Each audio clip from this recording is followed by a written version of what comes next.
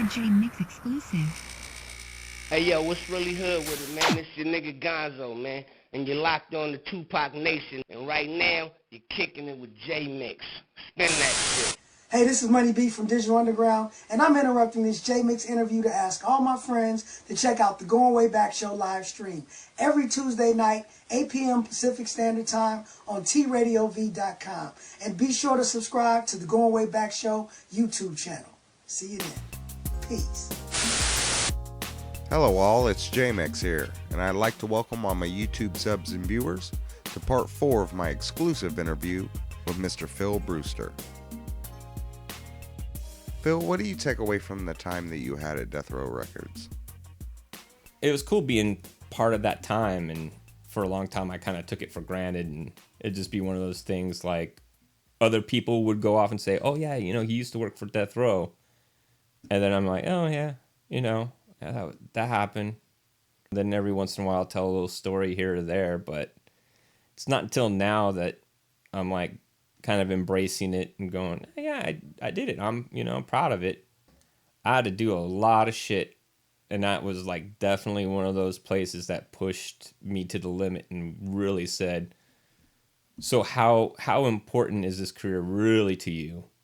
I mean, there's so many times that I thought about quitting or I was going to fucking beat the shit out of somebody because they have a dog fight right in front of me. Snoop's dog Killer totally munch on this little puppy and it's screaming and I'm standing there and I'm just like, this is, I mean, I don't know. I'm the type of guy who's just, I love animals. I'm a pussy. So I don't like that shit. And it just took everything I had to not do something. And you just go, fuck it. Like, I have to do this if this is what I want. I'm happy that I didn't have to compromise any of my values for it, but it was on the edge though. There's a lot of shit. So I mean, it was definitely a proving ground that I could go off and say, yeah, I earned my spot. Do you have any regrets? I kind of regret, in a way, taking the job to get away from music, because I wonder what would have happened had I stayed in it, where my life would be, just because I miss doing music so much. I mean, I do it from time to time. I do like some live broadcast recording and stuff like that of some bands. I just started doing that the past couple of years. And every once in a while I find like a young band and kind of mentor them and record them at home and do their albums and demos for them. And that's really rewarding because I'm kind of molding them. What would my life be if I had just said, no, I'm cool. There was only 3 months after I left that they were still around. So everything would have changed as far as it being an easier place to work. So, I mean, there's a little bit of regret, but I don't know. I mean, since now I've done so many different things that's kept me busy, where if I was strictly music, I'd be struggling, a lot. Where now it's like, oh yeah, somebody calls me about a video game, I could do it. Somebody calls me about a feature film. Yeah, I'm on it. Be called into any studio, which I have a session Tuesday that I don't even know where the studio is at. I don't know I have no idea what I'm doing as far as project wise. It could be feature film. It could be anything. And I got to walk in there and get to work. You got 5 minutes to figure it out and that's it. You got to be on board like you've been there for 10 years. So everything happens for a reason.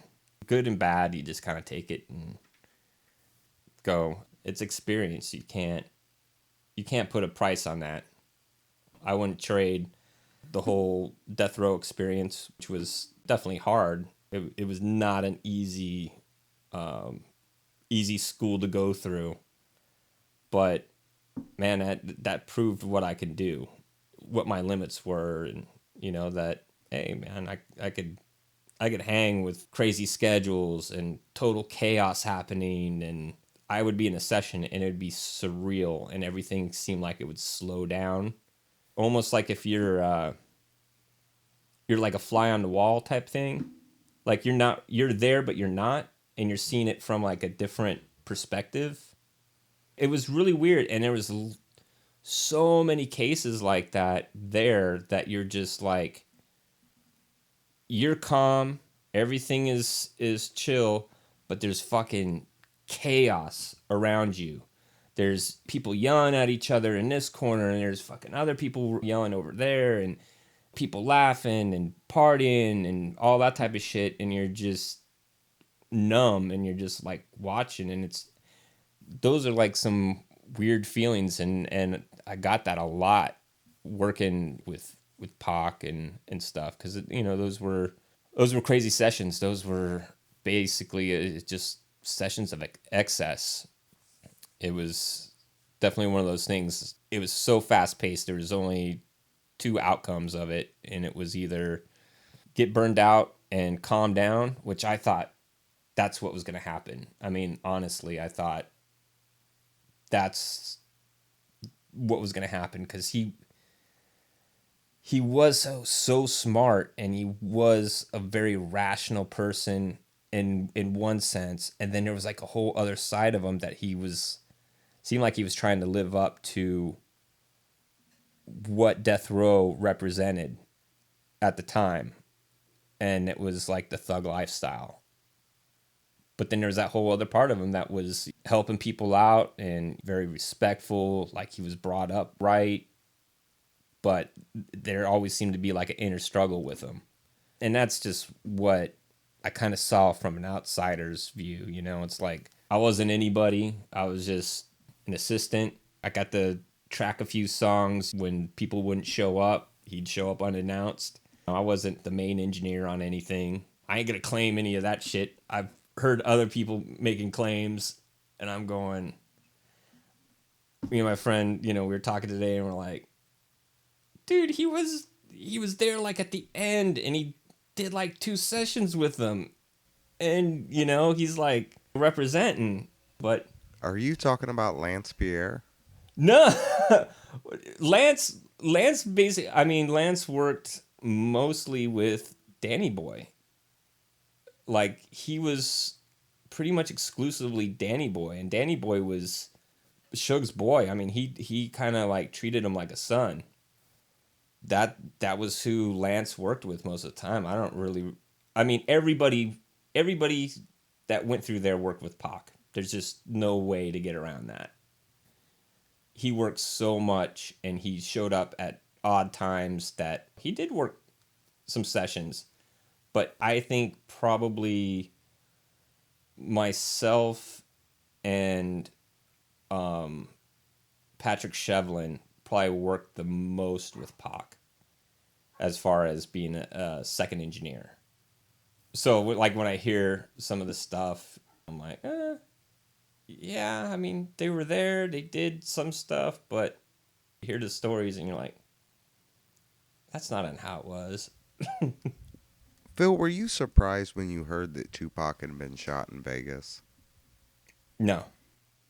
I mean, I was bummed because, I mean, I authentically really liked Pac. I can't say that for every artist on the label, but it was just so chaotic, and that was one of the reasons why I left. There was a shooting at the studio that Suge actually had. In his office, he had a bedroom in there that when he was on house arrest for a parole violation, he stayed there. So that was like set as his residence. And then his work would be the office down on Wilshire. So he lived at the studio, and he had bulletproof glass on the other side of, like, because it was a glass window on, in that bedroom. And there was actually a shooting there. And then there was the beatdown of Sam Sneed over the whole East Coast, West Coast bullshit. Sam Sneed was from Philadelphia, so he had all of his buddies in his video. And Suge was not happy about that. I wasn't in the room. I heard it from Daryl, who was a producer there. That was like one of the green room producers. And when he told me about that, I was like, holy shit, you know. And it was just like a combination of things, of the beatdown of Kevin, beatdown of Sam Sneed. I mean, Kevin wasn't done by Are you talking about Kevin Lewis or Kevin Gaines? Lewis. No, Kevin Lewis. No, there was a beatdown to Kevin Lewis, and it was actually pretty funny because there's a lot of people who were like artists that were just losing their shit when they found out, because his face was fucked up. It was like swollen. Two guys, and it was an inside thing, you know, because Kevin pissed off a lot of people there, and a lot of the artists were kind of like, because he was the one who did all the scheduling. So if people got bumped or whatever, he's the one who was just the scheduling guy. It was pretty funny though. I mean, and the cops, the security guys, they saw it all on the video and they didn't do shit. They just let it happen. So, I mean, if that says anything about Kevin at that time, there was definitely a power trip going on with that dude. After seeing that and thing with Sam Sneed, and there was a DAT tape that came up missing that was for Danny Boy, and I wasn't even working with Danny Boy. That was Lance. It was one of those things that Suge was on his way to the studio, and they're like, Suge's on his way to the studio. He's fucking pissed. We better find that DAT, because that was the master DAT. There was no other copy of that song other than that DAT. There was no multi-track of it. And I was like, this is fucking bullshit. I mean, things are just getting way too crazy around here. So when I heard it, I wasn't surprised, but I was definitely bummed out about it. Because I think, give it another 6 months, I think he would have probably been on the other side of that, and he probably would have been away from death row. Because I think his lifestyle was so fast. I mean, at one point they even had like one of the security guys,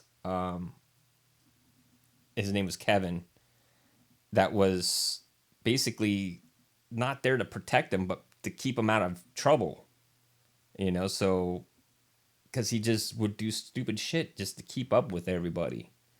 I mean, that's on how I pretty much saw it, because I saw something like a lot more civilized in Pac that seemed like it was a battle between getting caught up in that atmosphere, and then also being who he really was, which was, I mean, I think everybody sees him that way, as being, you know, he was very polar in that aspect. That he was either, you saw like a good person in him, then he would get in trouble for doing some stupid shit. So, I mean, I think that was a struggle, and I think if that hadn't happened, I think he probably would have jumped ship in another 6 months. I mean, that's just my gut feeling on it. You know, whether or not it's true or not, you know, we'll never know, but that's what I kind of feel about it. Once again, this is J-Mix here, and I want to thank all my YouTube subs and viewers. I'll see everybody at TupacNation.net. One love. A J-Mix exclusive.